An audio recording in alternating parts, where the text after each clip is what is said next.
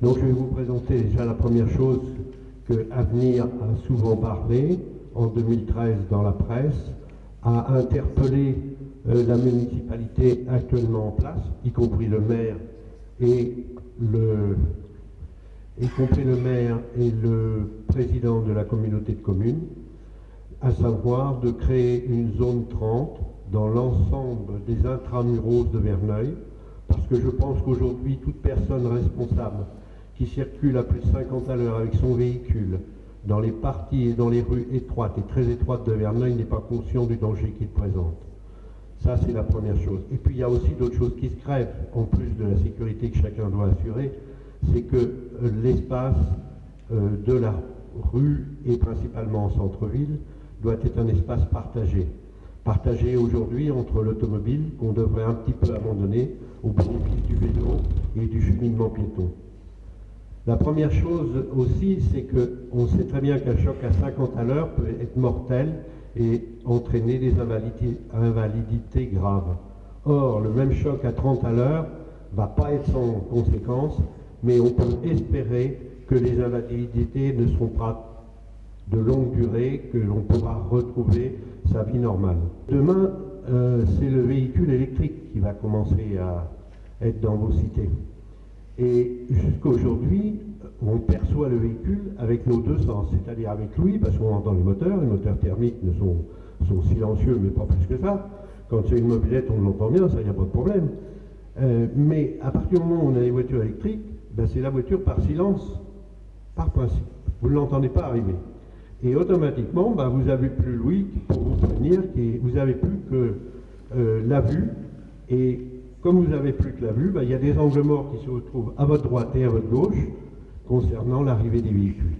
Donc la zone à 30 à l'heure, c'est mon raisonnement, c'est l'espace partagé, c'est l'espace avec les piétons, les vélos, et je pense que ça amène beaucoup plus de convivialité dans un centre-bourg qui est approprié, je dirais.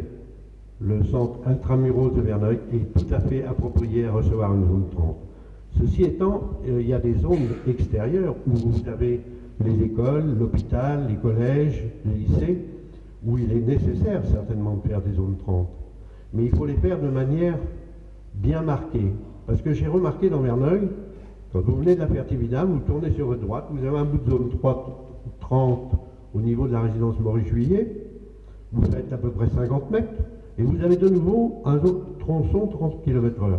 Et bien je vais vous dire qu'il y a 80% des automobilistes, comme on voit jusqu'au bout, on râle un petit peu, hein, on passe tout à 50 à l'heure, bravement, sans problème. Bon.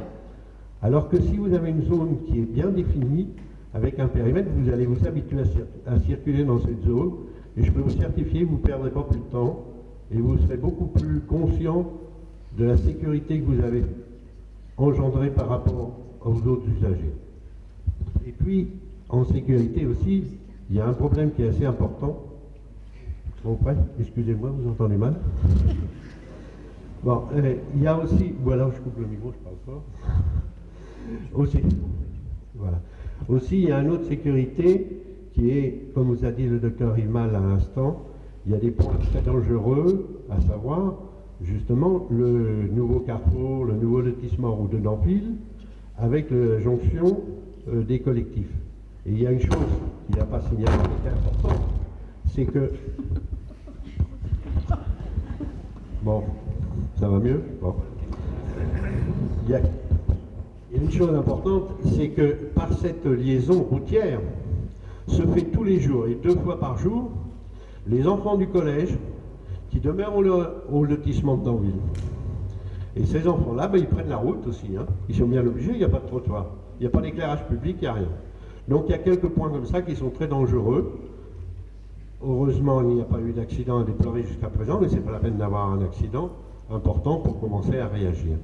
Donc le cheminement piéton et les trottoirs, c'est relativement la deuxième partie de la sécurité importante de l'usager dans sa propre ville. L'ensemble des trottoirs, vous allez dire à Verneuil, c'est dans un triste état, et le cheminement est plus que pénible. Donc comme le cheminement est pénible sur le trottoir, on va sur la chaussée, normal. Ça paraît logique, moi le premier, il y a bien des endroits Alors la personne qui a un peu un handicap, une difficulté de marcher, un peu la route, bon, on va plus facilement sur le trottoir, sur la chaussée, que de monter sur les trottoirs défoncés. Mais avant de se lancer dans des remises en état des trottoirs, je tiens quand même à vous expliquer, vu le nombre d'années que j'ai passé à Verneuil et les travaux qui ont été faits, il ne faut pas partir, dire on va faire des trottoirs tout de suite. Il faut déjà être beaucoup plus sévère vis-à-vis de toutes les sociétés qui interviennent, que ce soit l'eau, le gaz de France, l'électricité et autres, les écoulements, qui travaillent sur les trottoirs et qui ne les remettent pas dans des états corrects de cheminement. Donc ça, il y a une sévérité à accroître à ce niveau-là. Mais la bonne chose qu'il faut faire, c'est qu'il faut commencer à prendre les choses dans le bon ordre. C'est-à-dire qu'il faut d'abord convoquer toutes les sociétés qui ont des réseaux enterrés.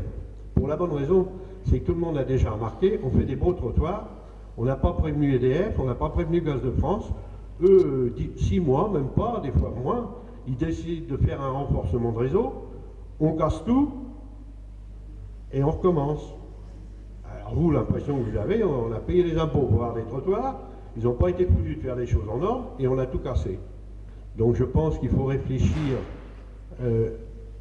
à cet ensemble de choses. Il faut reprévoir globalement un plan de circulation dans Verneuil pour prendre en compte toutes ces choses-là et les faire dans le bon ordre. Parce qu'aujourd'hui, ce qui est très difficile, c'est de financer tous ces gros travaux, tous ces travaux importants, du moins. Et je pense que le prendre dans le bon ordre, c'est pas faire une erreur, mais c'est aller lentement, mais sûrement, et faire de concret du travail qui va tenir et qui va être bénéfique pour tous pendant une décennie ou même plus. La chose qui est importante aussi par rapport à la circulation qu'on a évoquée tout à l'heure, avec les points qui sont les points dangereux, j'ai remarqué par expérience, quand on traite ponctuellement un point dangereux, sans l'introduire dans un plan de circulation et de réflexion globale, souvent on fait des erreurs, parfois petites, tant mieux, mais aussi parfois des grosses, parce que l'on transpose les flux de circulation en périphérie sans avoir réfléchi par où les usagers vont passer. Et on a supprimé un point dangereux, mais on en a peut-être créé 3 dans la périphérie du point qu'on a résolu. C'est pour ça que je reste convaincu qu'il faut faire un plan global et le réfléchir au fur et à mesure. Tout doit s'enclencher, les travaux les uns dans les autres, pour que ce soit une sécurité globale de la ville et pour les usagers. Voilà, mesdames et messieurs, je vous remercie.